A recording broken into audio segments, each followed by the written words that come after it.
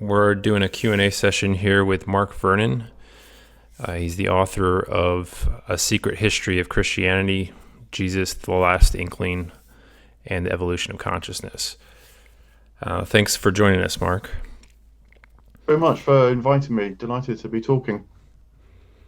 So, how's the reception been on the book so far? I know you've been doing a little bit of touring. I've seen some of the stuff on your YouTube channel.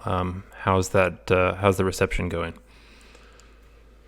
It's going well. I'm getting the sense that it is touching people. It is making them intrigued, particularly those who haven't heard of Barfield before, or only very slightly, maybe through C.S. Lewis and the Inklings, are thinking, goodness me, maybe this really has got something to offer for understanding Christianity now, opening things up again. So that's pleasing. I'm hoping there might be a review or two as well, particularly in the UK religious press, and that's yet to come. But my own efforts, not least, are talking, is creating a sense of word of mouth. Now, what kind of I'm curious, what has your typical audience been like? Is it more motivated or directed towards people that are kind of within the church or without? Who do you see kind of taking up and being the most interested in the book? I think it's going to be people who have some sense that Christianity matters, but they're also very aware that the modern world, Christianity doesn't automatically fit into the modern world, and that particularly, I think, with the sense of the significance of Jesus now, that if, say, older accounts of salvation don't feel enough, as if there's something in them, but they're not quite enough, or alternatively, people who are very interested in the way that history itself seems to be important, not just, as it were, that there was a moment in history where this figure of Jesus appeared, but that in a way what's happened since, which links to the idea that Barfield wrote so much about, the evolution of consciousness. So it's give Christians, I think, mostly who are seeking a new kind of relevance for Christianity, particularly in the West, aware that it seems to be falling away for many people, and only being reasserted in relatively literal ways, perhaps, which they don't find wholly satisfying. To put it another way, perhaps people who are aware that the criticisms of religion that arise, broadly speaking, from the scientific materialism, the scientific worldview, they have a sense that the way to respond to that is not to try and do a kind of Christian apologetics that defends, say, the veracity of the resurrection, which they get a sense that this feels like a kind of never-ending effort to try and keep the doctrine propped up, and that's not really going to work. But rather they want a sense that maybe scientific materialism itself is too narrow a sense of reality, a view of reality, and that what's really required is a re-expansion of our sense of the way things are in the world, in ourselves, the cosmos, in relation to the divine. And Barfield is so brilliant because he provides a way that both touches material reality as we know it, but opens it onto a wider spiritual reality. So it's kind of has this expansive sense. He's neither trying to, as well, just dismiss scientific materialism, but nor is he just thinking that we can only operate within what scientific materialism says about the way things are. Yeah, so for those who are completely unfamiliar with Barfield or just kind of dipping their toe in the water with him, could you just lay out kind of a brief definition for how you see those concepts of, like, say, original participation and final participation? So Barfield, he wasn't alone in this, but Barfield, to my mind, developed a very compelling account of how the evolution of consciousness changes. And by that, he meant that human beings over time, over periods of cultural time, particularly, so over centuries, have very different perceptions of the world, themselves, nature, the cosmos, and gods. And in particular, because he tracked this through his study of words, and which I particularly like because, this is an evidential approach as well as a felt perceptual approach.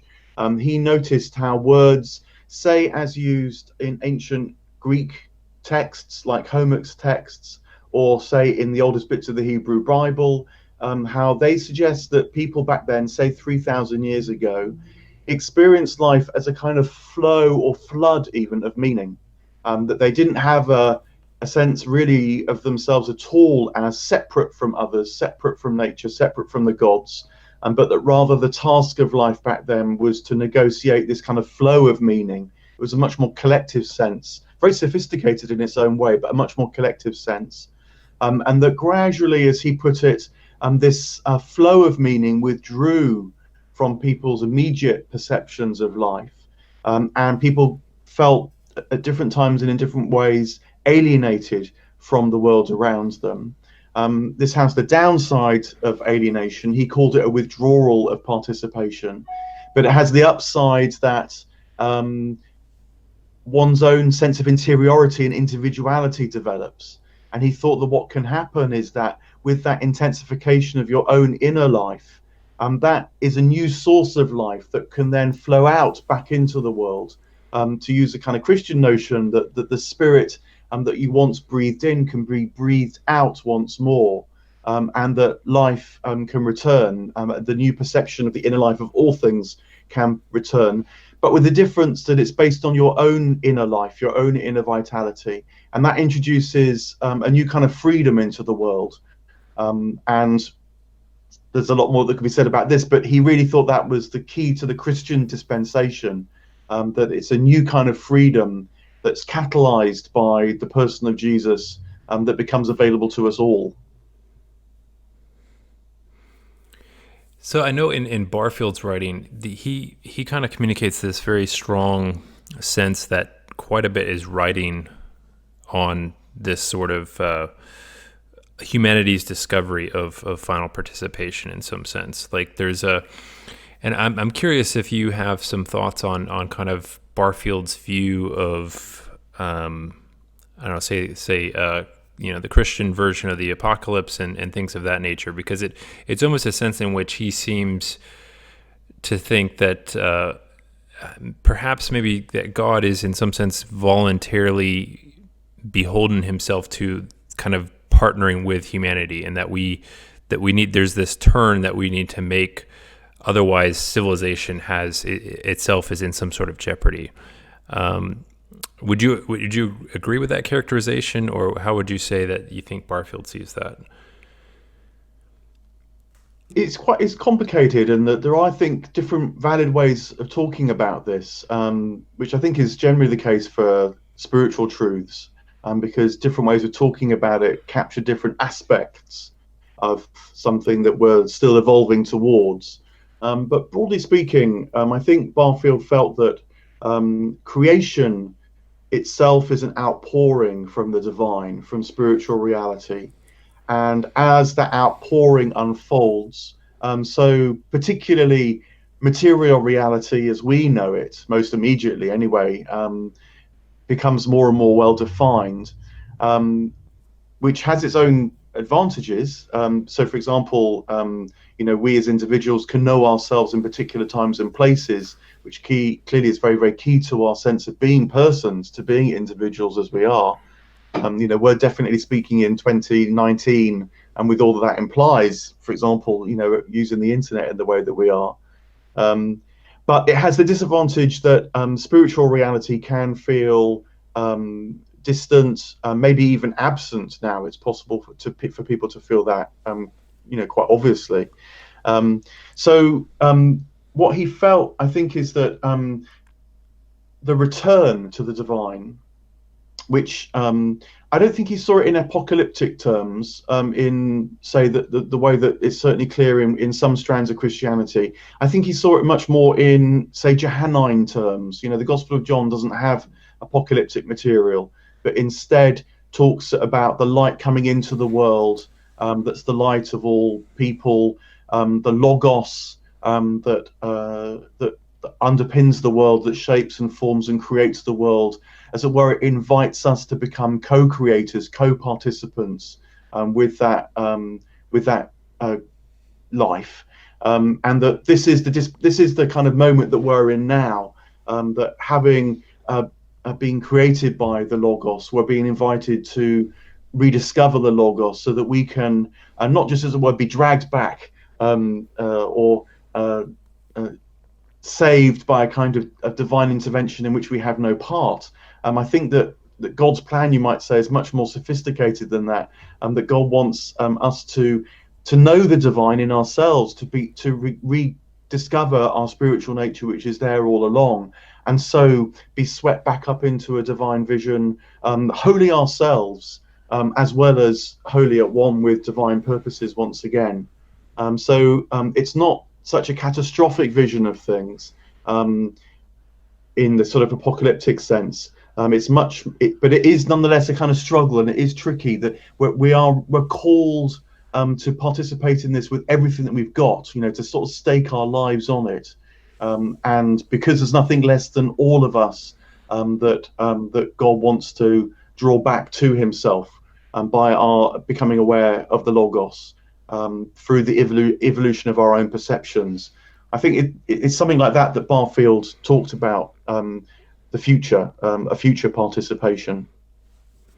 Yeah, he does, though. I mean, I guess I read, maybe I'm reading into this too much, but he seems to be pointing that, like, if there's a somewhat of a fear in him that, like, where we have this certain trend line right now that he's analyzing, that we're turning further and further away from the divine in some sense, and that there's always a fear that if we don't course correct, that we'll get to this point where, in some sense, the divine is some important component of even our ability to communicate with one another.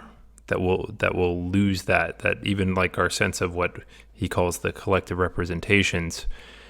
It requires this sort of commune with the divine consciousness for us to have any ability to really communicate, to not have our own little private worlds that are isolated from everybody else. And I'm just curious, do you, like, where do you see us at in this process? And, like, do you see any sort of trends positively in the other direction that are possibly, the tide is turning? Yeah, I mean, I think Barfield was writing at what you might call sort of peak mechanical consciousness. So in psychology, certainly in the West, for much of his life, it was dominated by behaviorism, which tried to treat human beings' psyches as if they were machines, kind of sort of cause-effect response machines.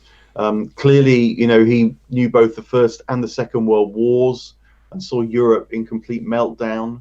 I think that he saw, I think, a struggle in science. On the one hand, I think he saw the dominance of a very mechanistic version of Darwinism that came to the fore. But he also, of course, saw the revolution in physics, the end of a mechanical physics with the birth of quantum mechanics, particularly, which, whilst it's still debated very heavily what that means in terms of reality itself, it certainly has completely disturbed the old ideas about a mechanical physics. Probability is the way that you deal with reality if you're a physicist now, not just push and pull of Newton's second law of motion.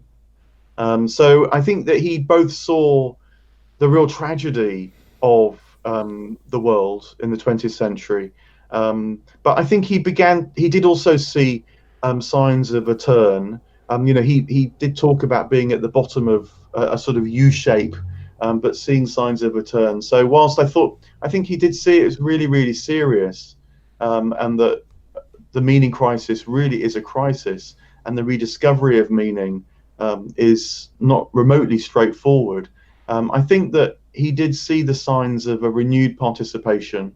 I mean, had he lived a little bit longer, I think that he would have, for example, looked at the ecological crisis, which now has become very pressing, as both the potential for disaster, but also the moment where a new ecological awareness arises.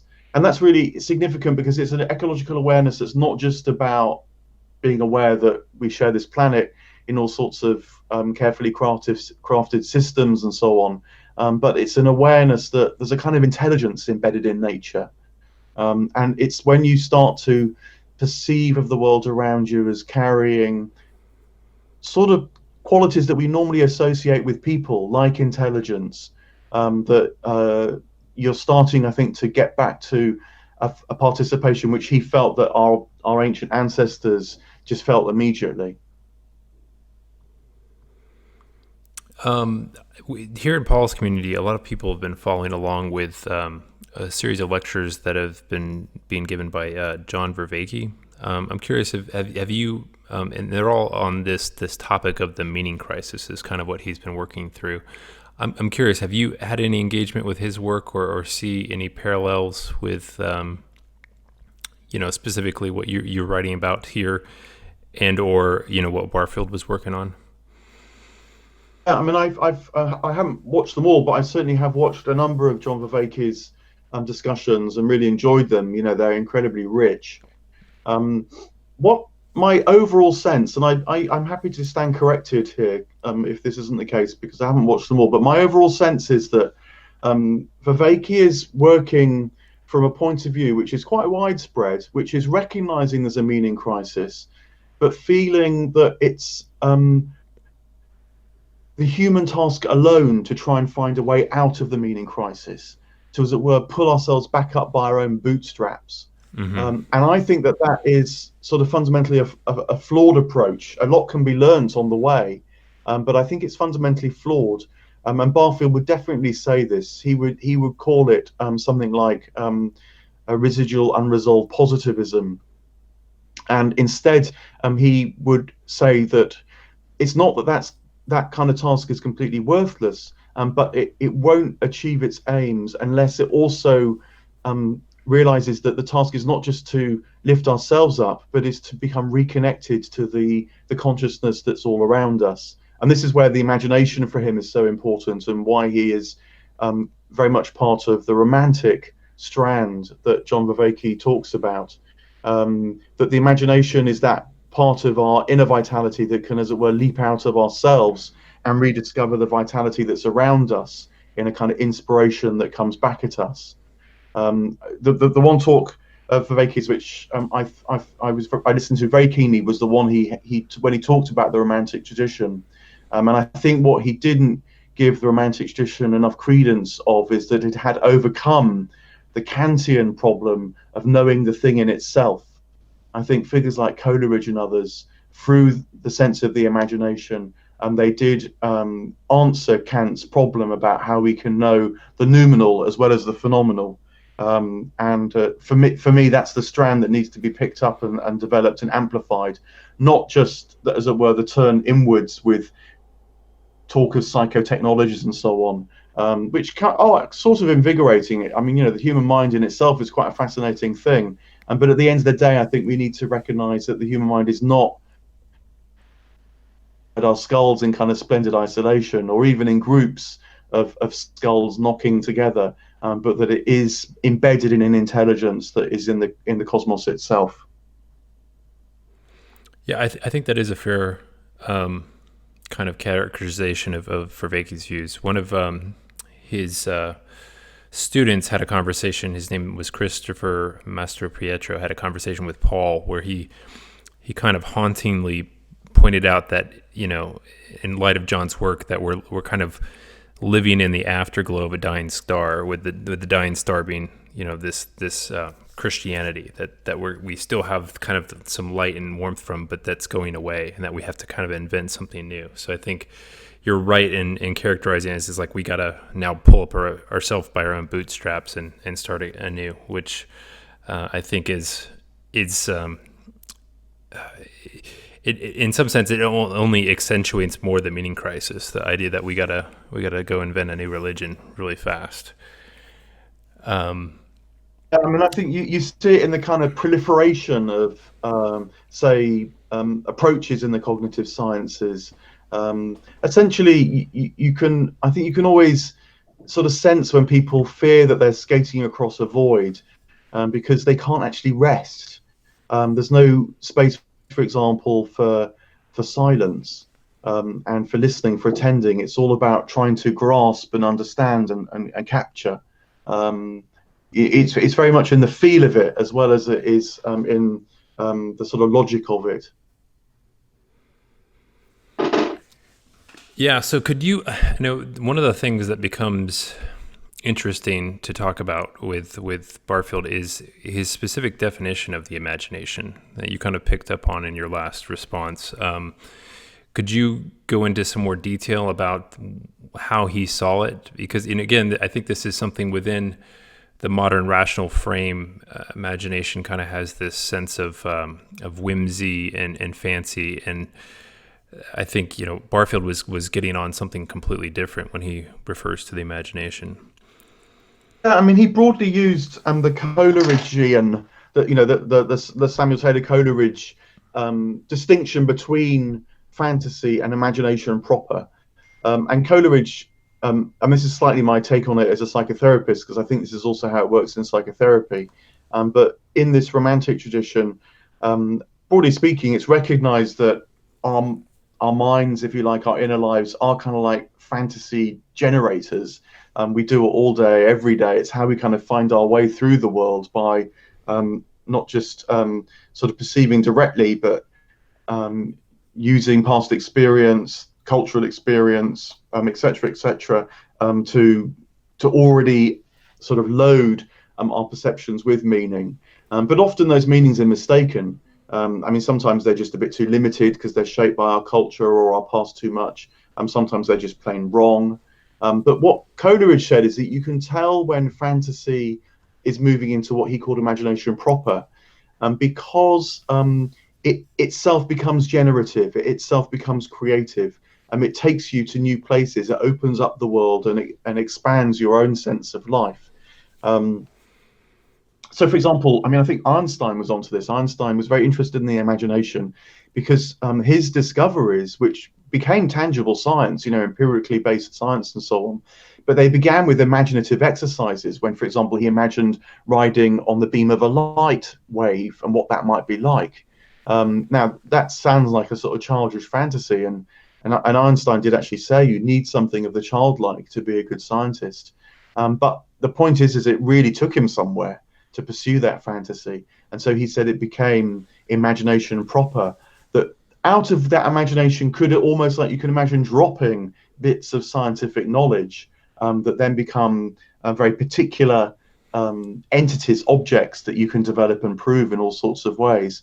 But imagination proper is when it really takes you somewhere where it becomes productive in itself. And then Coleridge and Barfield add the extra layer is that the reason why imagination proper becomes creative and lasting is because it's an echo of the divine imagination. Others like William Blake have said this too, that they recognize that the divine creative act is itself a kind of imaginative outflow, an imaginative outpouring. But with the divine, it's always productive, it's always creative, and it always leads to more. But we can share in that imaginative activity too. We do it to some degree, even when we speak, and when a word feels like it really captures a moment, maybe it's a poetic word, and that's an echo of the logos's activity in creation, constantly amplifying, rejoicing, taking pleasure in discovering new aspects of reality, that sort of expansive sense of the imagination, and not just fantasy as a kind of whim, which may be amusing, but almost immediately sort of falls flat. Yeah, I think you went into this in some detail in your last chapter in your book, which was "We Must Be Mystics," which I really enjoyed a lot. There's quite a bit packed in there in terms of trying to look at how we can use the imagination in a way that we can have it's again not some sort of whimsical fancy, but something that's actually in contact with reality. I'm curious, do you have any plans to write any more about this topic moving into the future? Because it seems like you're kind of just doing this wide exploration, and then you get to the final chapter, and you really have a lot packed in there about what your response to it is. I'm curious if you would be looking to write more about it. I mean, it's all work in progress for me, of course. And I think that what I hope to achieve in the last chapter was to give people a sort of felt sense that they can know the activity of the Logos in their own lives through the operation of the imagination. And it's for example, C.S. Lewis was onto this too, that it's when, for example, you hear music, think about what's actually going on in music, which is very remarkable, that something that's purely acoustic in terms of the science, the vibrations in the air, the minute you perceive them, they're already massively enriched. Because you hear music, you hear tunes, you hear harmonies, you hear melodies, you hear discord. It's pleasant, it's unpleasant. And then, of course, it also carries emotion and may soothe you, console you, invite you to new experiences of reality. So this is something that happens all day, every day. But you have to turn your attention to it, unpack it a bit to realize that you're already immersed in this participation in life. I think Barfield also got this from Steiner. Rudolf Steiner is someone that I'm grappling with too. I don't mention Steiner in my book because I just felt I couldn't write about him at great length. But one of the things which I had gleaned from Steiner is that it's when you not just have an experience and recognize that you're an experiencer of an experience, but when you reflect on the nature of experiencing itself, that's when a kind of inner life opens up, and it becomes a reality that you can return to time and time again and develop. So I was hoping that my reflections on imagination in my last chapter would sort of show, as well as convince people who are broadly in the Christian tradition, that this is something that's happening already, and kind of awaken them to that. It's what I think it's what the incarnation means now. That if the incarnation is not just something that happened 2,000 years ago, but is the constant operation of the Logos in creation, in our own lives, inner lives, and the inner lives of all things, that becoming aware of how the imagination brings everything to life is to become aware of how the incarnation brings everything to life, in fact, and it's ongoing now. And so that feels to me to be the first absolutely crucial step. And the minute you can take that step, other things can unfold. It was the first crucial step I really need to take as well, and to sort of try and get clear in my own sense. So that's why the book kind of finishes with that. Interesting. Yeah. So speaking of Steiner, Josh just asked in the Q&A chat, he's curious what ways in which you think Barfield was in agreement with anthroposophy, and where maybe he differed, or because I know, even later in life, after he had joined the Church of England and was, a confirmed Anglican, he still would recommend Steiner pretty much to everybody, and kind of still had a sense in which Steiner had some sort of practical means of elaborating on what he was kind of, I guess, dealing with in a more theoretical sense with some of his writings. Yeah, I mean, Barfield does, even in the books where he hardly mentions Steiner, like Saving the Appearances and Poetic Diction, he will say, I've discovered what I've discovered through my own ways, particularly study of words, but Steiner has discovered it too, sort of n-fold, and so he would recommend looking at Steiner's work.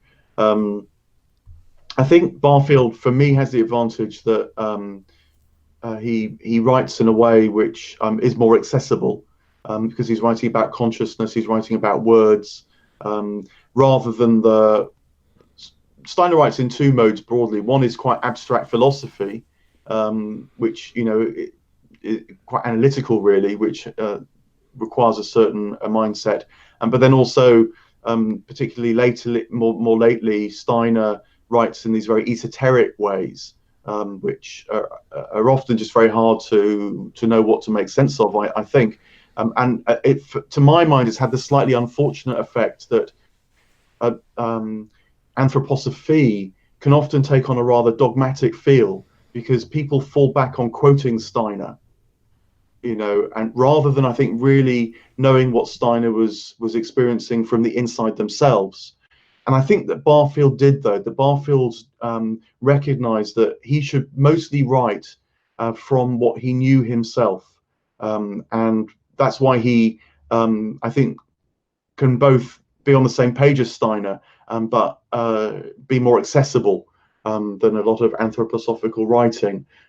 Steiner himself said this. I mean, this is no discredit to Steiner. He said he did not want followers. He wanted people who experienced this too. And I think, in a way, you might say that Barfield was a true follower of Steiner in that sense, that he did stick to that. Every so often, in some of his less known writings, Barfield will it develops the feel where he's more reporting what Steiner said. So, for example, he wrote a dialogue called An Ancestral Voice, where you can sort of almost see Barfield wrestling with what Steiner had said, to see whether he can bring it alive in his own way. And he sort of does and he doesn't in that book, to my mind anyway. But the crucial thing is to know it yourself. This is where the freedom lies. Both Steiner and Barfield and others too, Blake, who are on a very similar page, I think, William Blake. The point is to be spiritually free yourself, to know this for yourself. And if you turn to writings and try to sort of imitate them or adopt them as if they're almost sets of creeds or doctrines, then develops this feel of not being free, actually.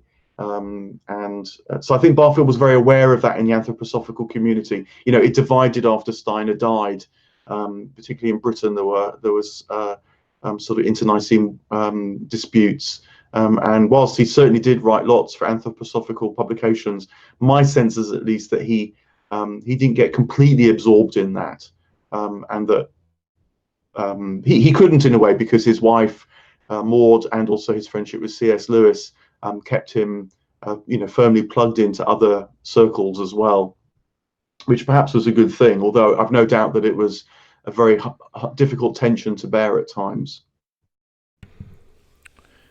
I'm curious too about I know you've also written on Carl Jung, and I'm curious if you see any interaction or similarities between what Jung was doing, what Barfield is doing.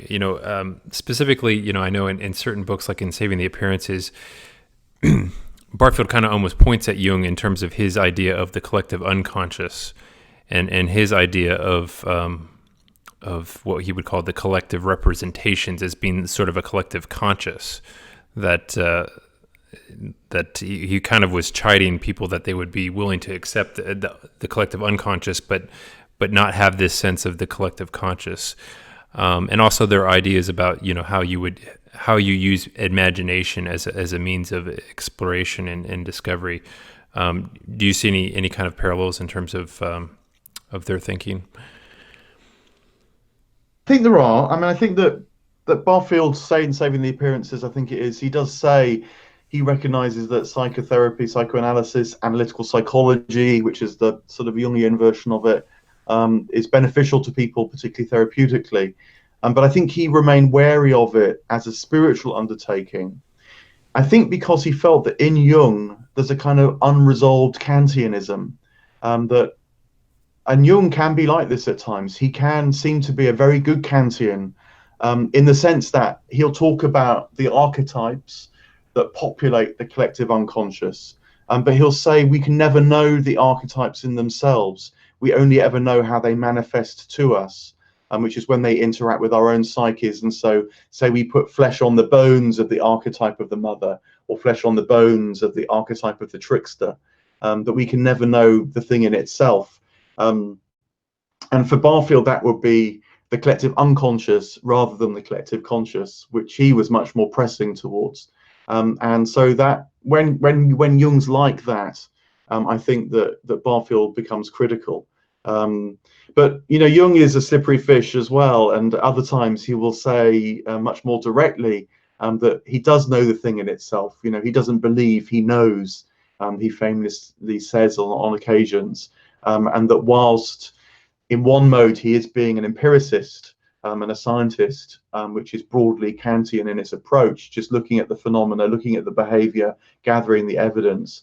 In another mode, he will say that he does engage with the thing in itself, and this has become much clearer since the Red Book, Jung's famous great work, was published, where clearly he goes on his own esoteric journey, and was drawing directly on his own spiritual experience, where he encounters intelligences, he encounters spiritual beings.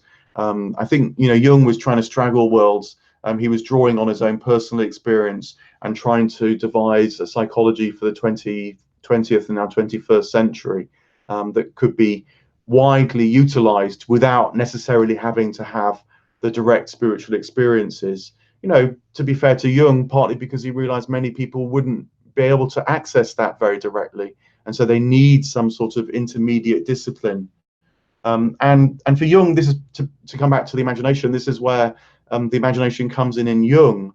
That Jung too argued that people should, as he puts it, amplify the imagination. If you have a dream, stay with the imagery of the dream and go back into it. Let the characters in the dream live. See where they go. See if they take on a life of their own. And whilst Jung and Steiner were not at all friendly towards one another, they could say quite rude things about each other at times.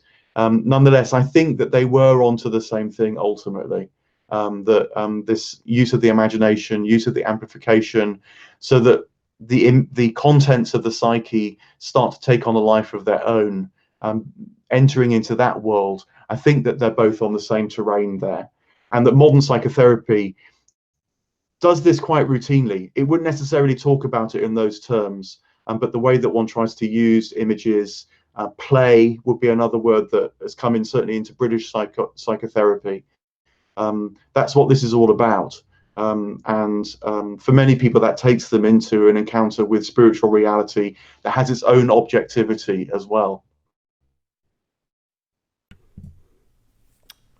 Very good. I have a question here that was forwarded to me by Eilif. He noted in your last conversation with Paul, you had a comment towards the end where you were saying something about life's mysteries are a preparation for what comes next. And he was curious if you could elaborate on that some more. Well, it's my intimations. My imagination, letting that run with me a little bit. But if I think part of our task in this life is to perceive more and more of the world around us, reality around us. And the reason why it's a task for life is because it is a working on yourself. It's this strange dialectic of both understanding yourself and coming to know yourself more and more and more, particularly in your inner life. But at the same time, that process is at once a dying to yourself, to use the Christian terms, because you start to realize there's more going on than just yourself. When you can get over yourself to some degree, let go of yourself. Though that letting go, I think, requires, first of all, to have a keen sense of what you're trying to let go of. Otherwise, it just becomes a kind of denigration of the self. So that process, which takes place throughout life, if it leads to an expansion of our perception of reality here and now, both in terms of nature and in terms of the divine, and then the spiritual ecology that I think exists in the world around us too, then that must be, I think, a preparation for the next life. I get this actually not only from Barfield, but I think that it was a perception that's in the Platonic tradition, particularly in Socrates. If you read, say, the Apology, which is one of the Platonic dialogues that relates the Socratic experience of approaching death, then it seems to me that Plato's clearly saying that Socrates had, as it were, one foot in this life and one foot in the next life. And that the reason why he could approach death with equanimity was because he was already half living in the next world, that was also here. He was still here. And I think that that actually is a perception of Christian mysticism too, that heaven is not another place. Heaven is here already, and that we're invited to prepare ourselves for the next life by increasingly realizing that it's here too. And so death loses its sting. It is a kind of transition rather than a complete interruption. So that's the way that, both through my reading and, in its very limited sense, my sense of life unfolding too, that's the direction in which it's kind of headed. It's not a universal Christian perception of things. The more apocalyptic, the more we will sleep and then rise approaches in Christianity would see death as an abrupt end, which were wholly reliant upon the intervention of the divine to rescue us from. That would be another approach. So it's a real absolute dying, and then a real absolute rising in a rather more literal sense. But I think that there's something always more subtle going on when you start to get into the spiritual reading of these things, this dying and this rising. In one way, at the end of the day, of course, it all depends upon the divine. All life depends upon the divine. But I do think that it's very strong in Christian mysticism and other spiritual traditions that one of the key things about being human is that we're asked to become co-workers, to recognize the spirit within us, the logos within us. That's the tremendous invitation. And I think that even includes the perception of what it might be to die and rise in the here and now too. Interesting. Something you said in there reminded me of a recent lecture I heard on the topic of wonder. And this guy gave basically a lecture where he talks about, Plato's says that philosophy begins in wonder, and that basically, kind of in our somewhat within the scientism of our current age, we often see kind of wonder as this sort of naive imperfection to be overcome. But he was kind of making the case that, if there is some sort of great mystery at the heart of everything, that as you get closer and closer to that mystery, that the wonder would rather deepen rather than go away. I'm curious because you mentioned this in the book, as that we could see science as kind of a vehicle for re-enchanting the world, rather as what it has become to many people, kind of a disenchantment, a kind of we know everything, and those that still have that kind of childlike wonder are kind of on the wrong path. Any comment there? I think wonder does increase with understanding. So Aristotle's remark is that that knowledge and philosophy begins in wonder and ends in wonder, but it's not the same wonder. It's a much more nuanced, greatly expanded, more granulated, enriched wonder.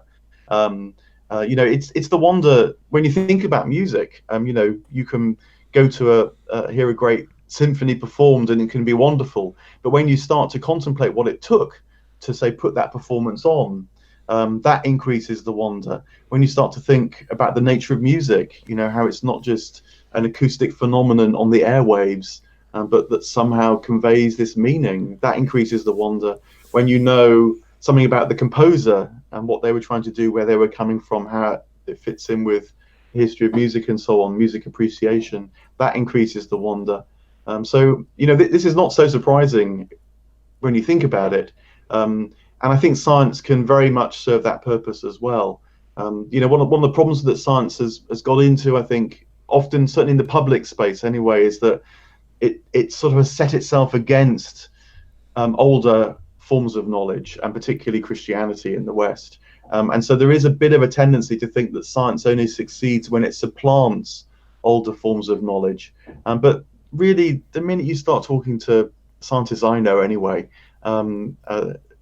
that's not really what they're thinking. They're because they're living human lives. At the end of the day, they're still going home and loving their families and going to concerts at the weekends and so on.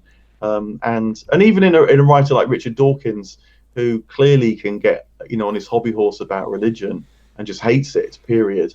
When he writes about science and forgets his hatred of religion, it's packed with wonder. That's why he's such a great writer, as well as the sort of bête noire of religion. So it's all about, to use the Blakean phrase, it's about using fourfold vision, which is sensing and reasoning, but also intuition and feeling, that kind of deep sense of the way things are. It's when all that comes together that life grows. We have a question in the chat here from Eilif. He says, any thoughts on how this corresponds with the Paradiso by Dante and the concept of understanding the divine essence as the overall purpose to the earthly life in the medieval cosmology? Yeah, well, I mean, I increasingly feel that Dante is a forerunner of all this, and that particularly in the Paradise, he is showing us a lot of these things already, actually. It's very interesting to me that often when Dante's discussed in the modern world, people kind of get into the Inferno, they get into the Purgatorio, but when it comes to the Paradiso, they sort of pull back and can't make sense of it. But I've been very greatly helped in reading Dante's Divine Comedy, particularly the Paradise, through the Temenos Academy, an organisation here in London, and particularly with the guidance of Jeremy Nagler.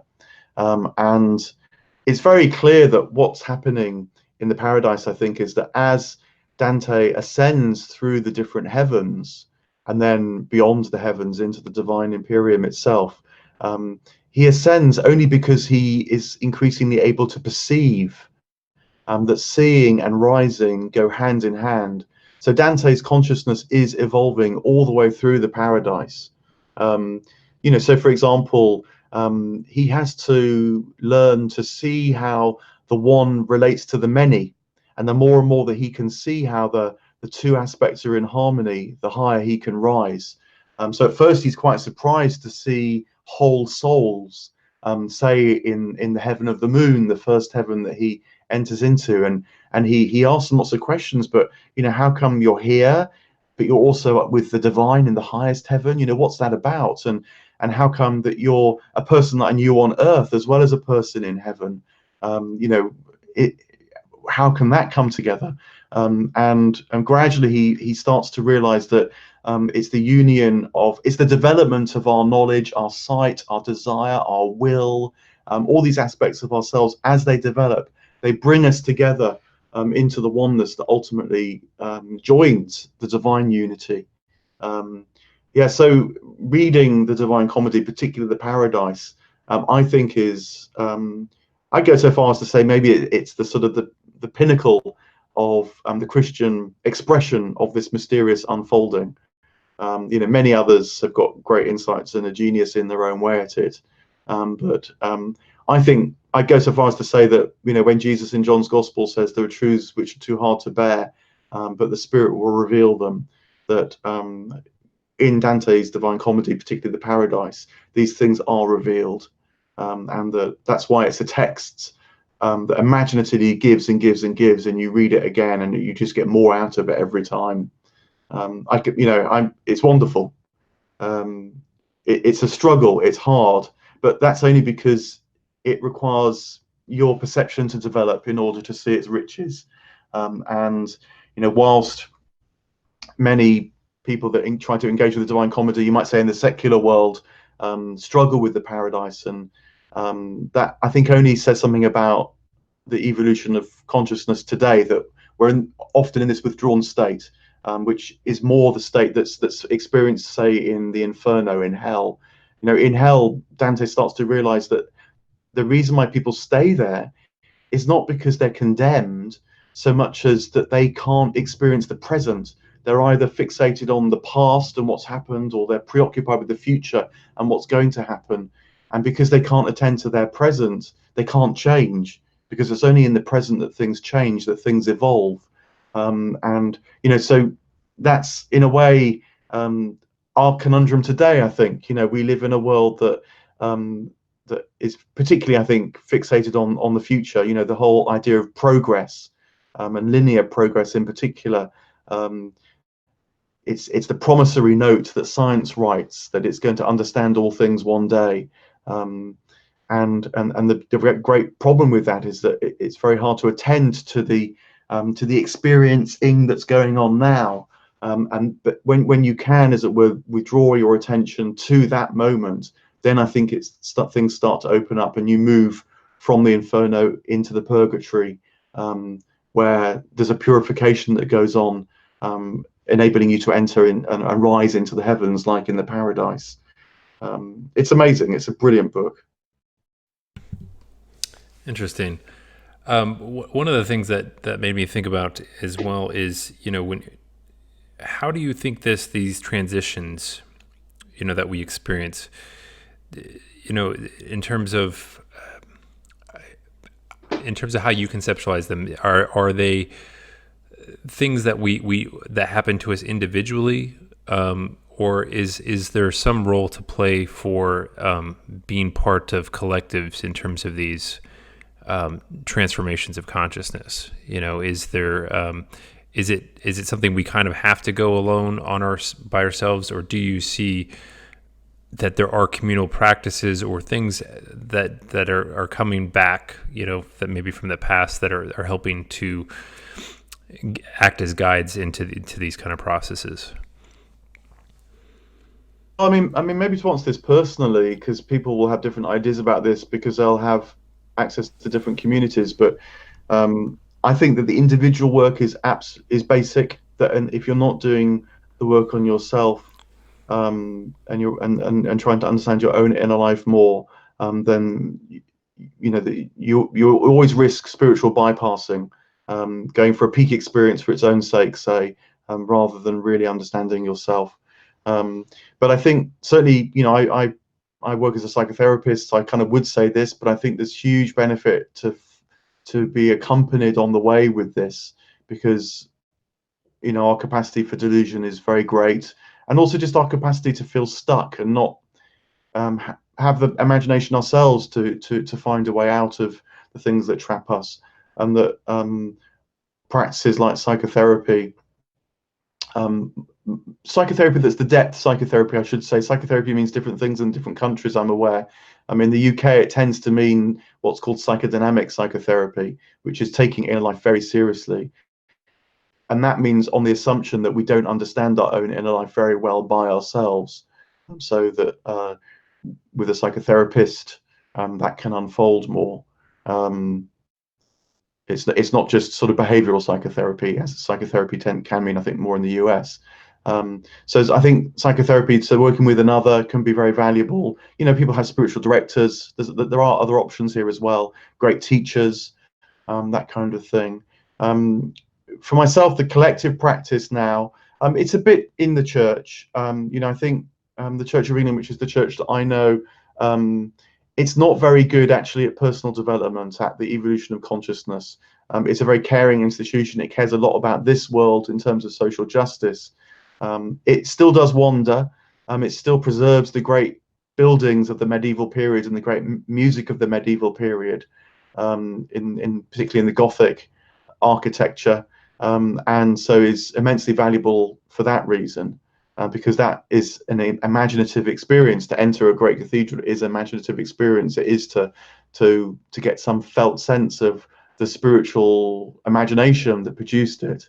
But I don't myself. It's very rare, I think, to find a church where that's enough on its own. And apart from the personal development, I think also that what certainly the Church of England and Christianity perhaps doesn't do very well is silence. And so I also go along to the Buddhist Society here in London for regular collective silence as well.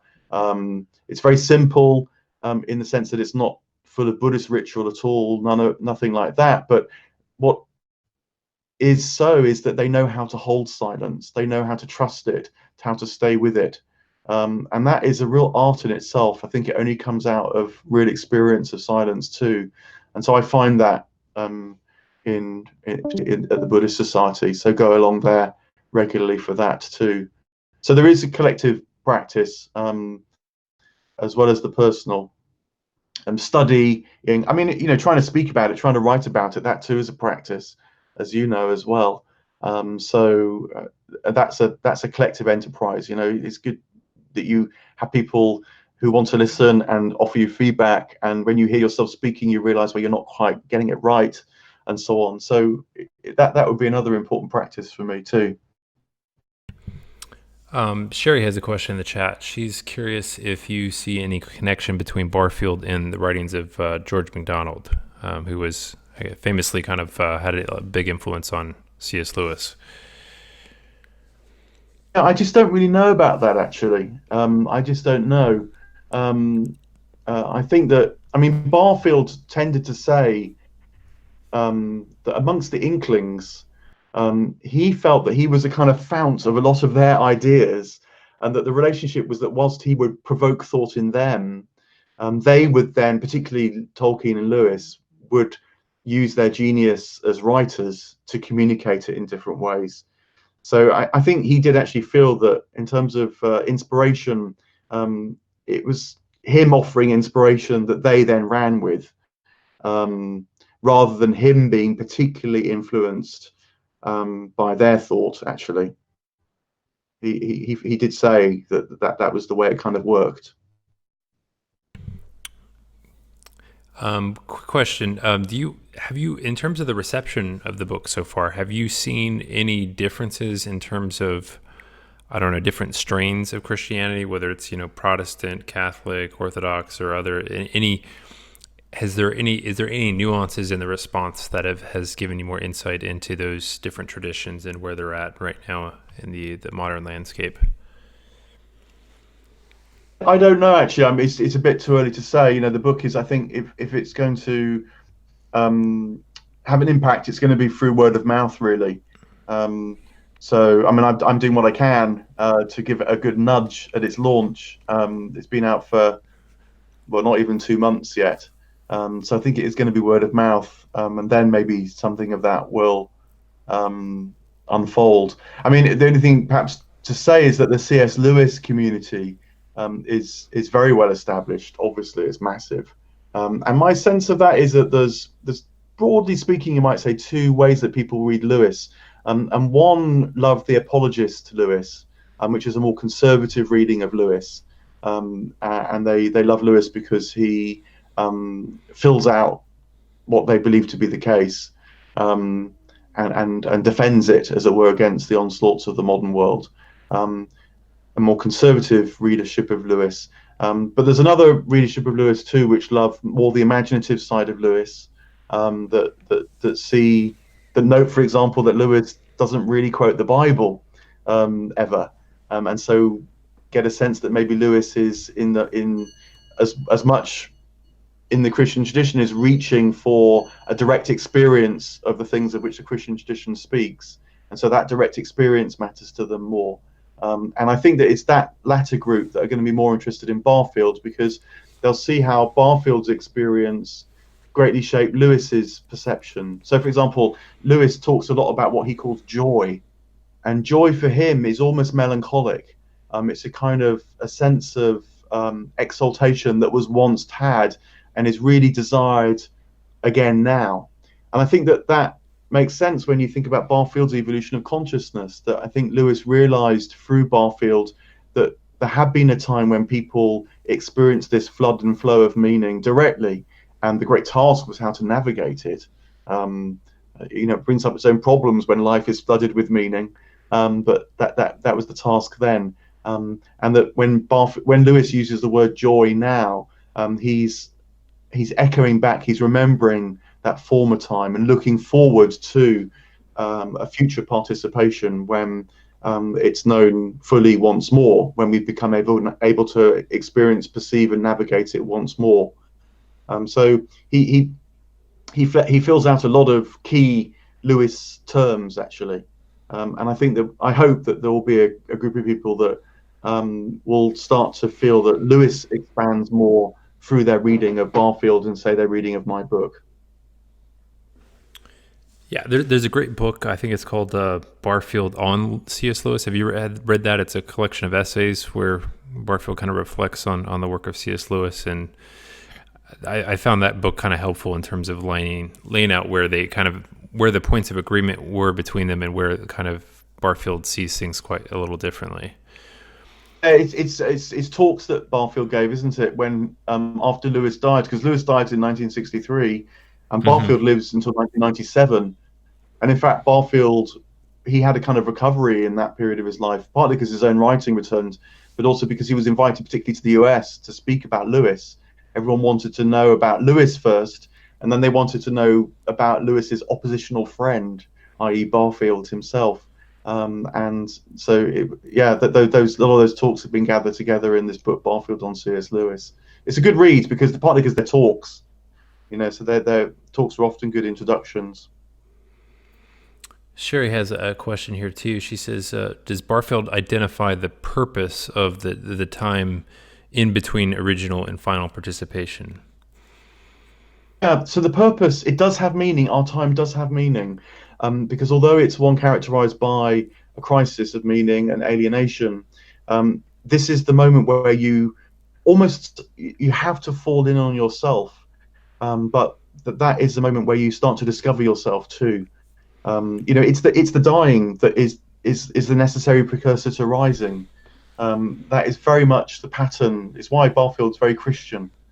He doesn't just see us, as it were, stepping into a kind of universal consciousness, rising without, first of all, descending.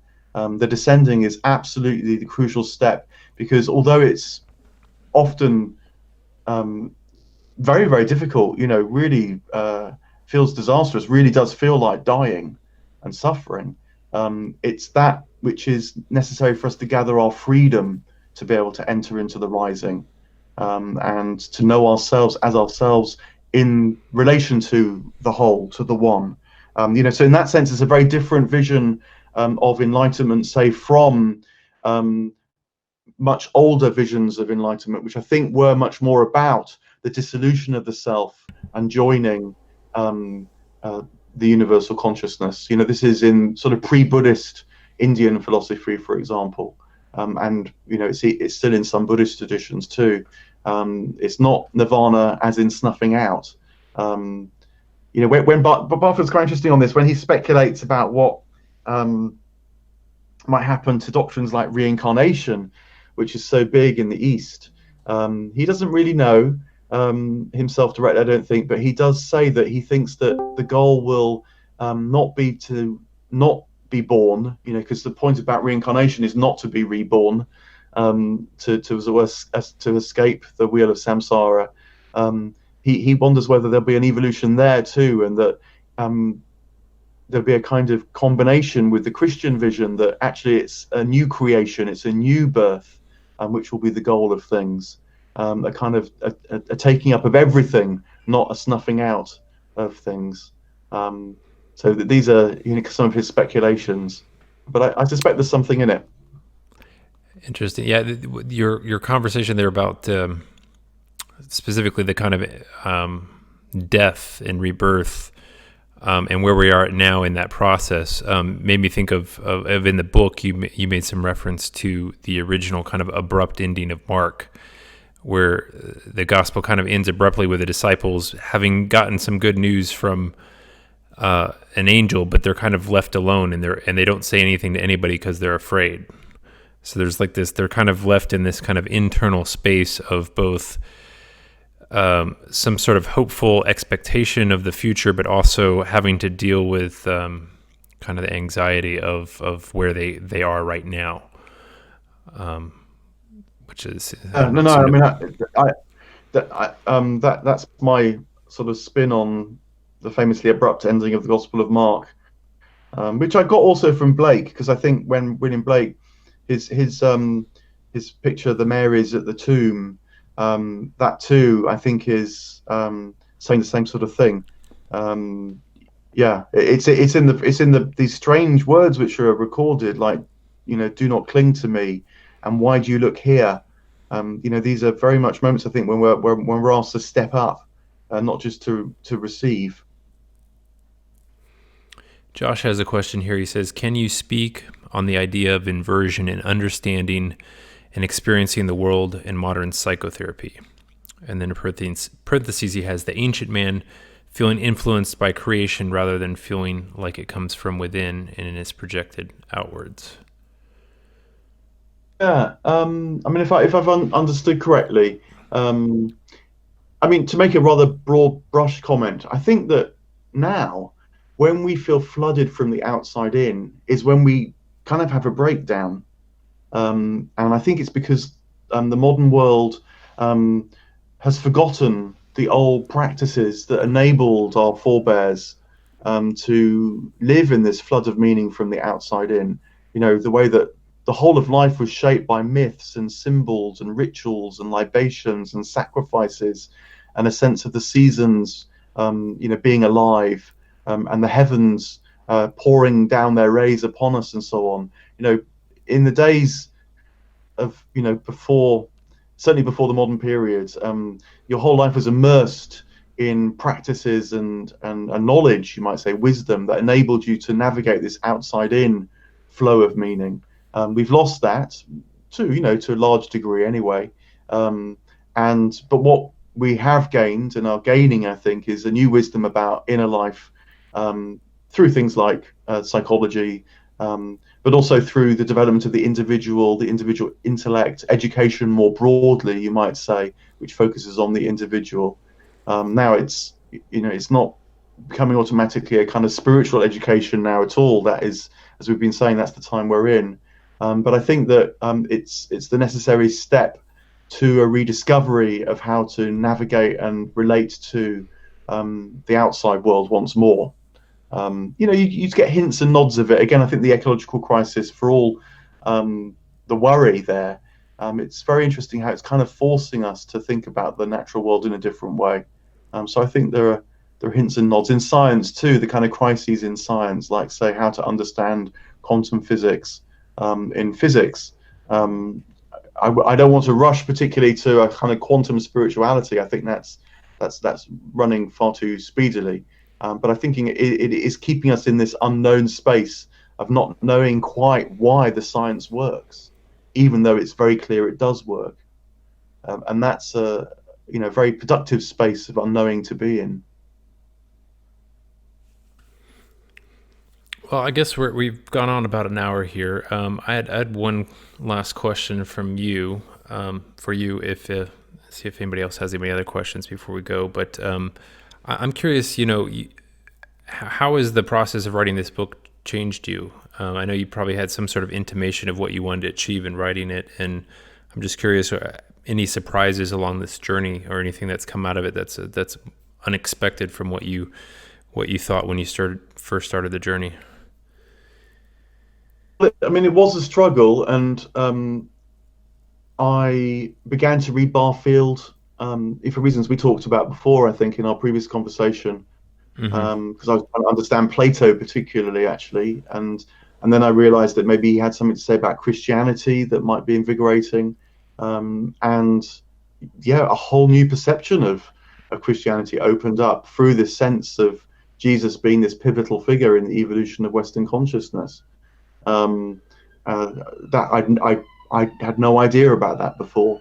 And then what was really wonderful about writing the book is I felt I needed to write about this in my own way, as much as I can from my own sense of things, not just recapitulating what others have said. And that led me particularly to look at the Bible as well as ancient Greek philosophy again. And I discovered that, particularly in biblical criticism, a lot of the things which are said in that scholarship are quite commensurate with Barfield's sense of things. What happened to the ancient Israelites through the period of the exiles and so on, and what happened in the intertestamental period, in particular. It felt to me like it was bridging worlds between sort of history and spiritual evolution, and that was great. When I started to realize that, trying to write a book is always about trying to write something coherent out of a lot of glimpses and ideas and images and so on. So that in itself is a kind of effort to form a consciousness, a sort of awareness, a perception of things that has some sort of holding together. Again, particularly if you're trying to write it from your own heart, so that you hope in your writing you show, not just tell. Um, and But it's also launching me into a new sort of project, really, which I think is going to be Barfieldian in its spirit. It's broadly speaking, what I'm trying to do now is understand how spiritual growth works and compare that particularly to material growth. I think, we live in a world which is very, very defined by what it means to grow in material senses, accumulation, sort of physical knowledge, a kind of linear, progressive vision of what it is. But it's clearly inadequate, if not provoking crisis. And what I feel we've lost is what it might be to grow spiritually, which I think has a whole different kind of set of skills and logic, and consciousness to it. Kind of awareness of what life is about. And so I'm just getting into that project now, and I hope that will produce maybe even a book at some point down the line, because it's something which we need to recover. But in Barfieldian spirit, we need to recover it with where we're at now, from where we're at now. It's not just a regress. It's not just a return. It's not to spiritually bypass, but it is to try and incorporate what can be gained through the alienating experience too, because I think this is key to our freedom. It's always freedom is the guiding word, I think, for Barfield. He gets that from Steiner. I think it's in the Bible too. My favorite remark of Jesus now, more or less, is my burden is light. My burden is light. It's like a kind of compass, that when you feel that expansion, that lightening, that's a sort of suggestion that you're pointed in the right direction. When you feel you're getting overloaded, morally demanded upon, all that, that maybe there's periods like that, but ultimately it's not the right direction. So yeah, that's something about what the book's done for me. I had no idea that it would take me in this direction, but it looks like it is. Very cool. One last question we have here is, what do you think about how virtue can help in the process of one's growth, and what is the relationship it has to joy? Yeah, great question. I think virtue is absolutely key, because what virtue is about, as opposed to morality, is virtue is about who you are as a person. It's about your qualities, your characteristics, and that means it's about how you experience life. I remember having quite a revelation one day when I actually heard a Buddhist teacher say that humility was about putting yourself in the lowest place, because then, like the sea, everything can flow into you. And immediately I thought, this is a participative sense of humility. It's about being able to participate with all that's around you. So virtue, I think, is key. And it's so different from morality, because morality is about do's and don'ts. Ultimately, it's about what's right and wrong. And that it's not bad necessarily, but it's too reduced. It doesn't ask you to expand your perception of things. It just asks you to sort of follow the rules. And I think Christianity makes massive mistakes when it presents itself, wittingly or unwittingly, as a moral system, because it hinders people's growth ultimately. You're not supposed to make mistakes, whereas in virtue you always make mistakes, but you make mistakes because you grow. So I think virtue is really key to all this, and one of the things which will, I hope, kind of happen, is that virtue tradition will start to return as well. It's got rather eclipsed with utilitarianism, particularly in the modern world, but even deontological ethics, as it's called, and the kind of this is what you ought to do, this is what I must do. That's way too strong in Christianity, in my experience. We need to get much lighter with all that. Look to the parables and realize that most of the parables are amoral or immoral. They're trying to show us something completely different. Paul and I talked about this in our last conversation. It's really key, I think, virtue. Yeah, that's a very interesting point. Something I hadn't really thought about. I think it seems like with virtue, it's more about kind of like as you said, how you're tuned to experience things, the kind of direction you're facing, and that's more important than the kind of facts of the situation and what actually happens. It's more about, like as you said, in some sense, necessarily, if you are growing, you're consistently putting yourself into areas where you will almost necessarily fail because there's this expansion of your capabilities that more and more challenging circumstances you're gonna fail before you succeed. That's really interesting. Yeah. Yeah, no, I mean it's part of dying and rising. I think it's also the spiritual meaning, the deeper meaning of remarks like the first will be last and the last will be first, and so on. When these remarks are read as dynamic indicators rather than sort of static inversions, that's what you want to look for. You want to follow the energy. Again, this is back to what we were saying before. When you can see and know these things as about the experience in itself, then you know that you're in the present moment. You're in the moment where things can change. When they're read as rules, as it were, fixing things, that's when nothing actually changes.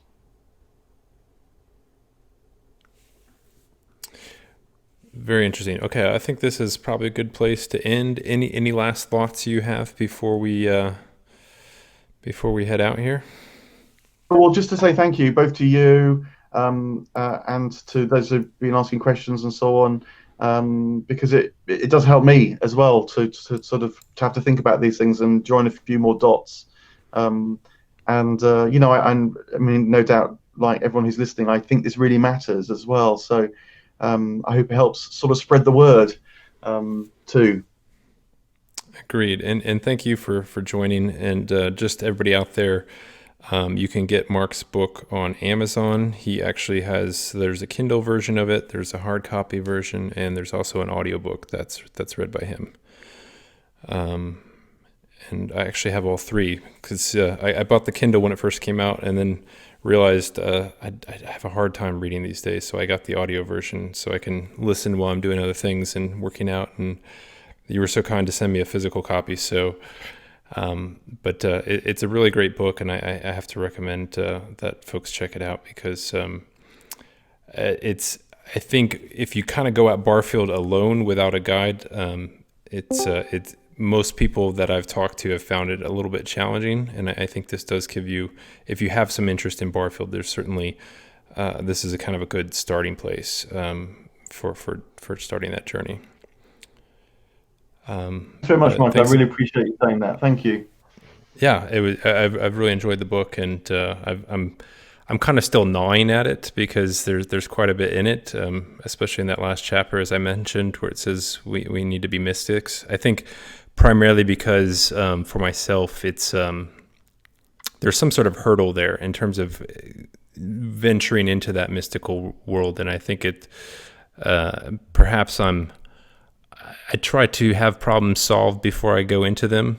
And in that mystical space, that's certainly not something that can be done. There's not like a kind of rational, reasonable sort of ladder you can build for yourself to go through it step by step. There's some sort of kind of leap of faith or something of that nature. So, but yeah, I've really found the book very helpful in terms of, I guess, coming to some sort of realization about how important this is, as you just pointed out. Yeah. Awesome. Well, thanks again so much, and I'm going to end the recording here.